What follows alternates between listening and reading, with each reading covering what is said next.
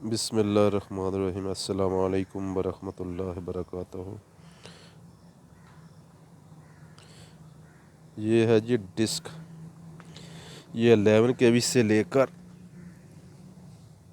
132 और 66 kV पर भी इस्तेमाल होती है जी। इसके अंदर ऐसा मटेरियल लगाया गया है जी कि जो मटेरियल हमारी मेन तार इसके साथ आकर लगती है क्लैंप के ज़रिए जी। इससे बिजली गुजर कर यहाँ तक नहीं जा सकती। ये पूरी लड़ी है जी 6 डिस्कों की। ये ज़्यादातर हमारी लाइनों में 8 से या 9 डिस्कें डलती हैं जी। यहाँ से सप्लाई जो आखिरी क्लैंप लगता है यहाँ तक सप्लाई आ जाती है, लेकिन ऐसा मटेरियल इसके अंदर लगाया गया है कि यहाँ से सप्लाई यहाँ या पीछे नहीं जा सकती, क्योंकि वो साइड जो है बैक साइड जो वो टावर के साथ लगती है जाकर।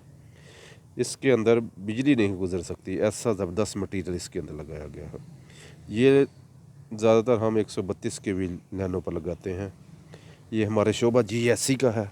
GSC में ये मटेरियल इस्तेमाल होता है और ये ज़्यादातर बाहर के मुल्क से आती है। पाकिस्तान में बन रही हैं, लेकिन ज़्यादातर बाहर के मुल्क से ये आती हैं डिस्कें।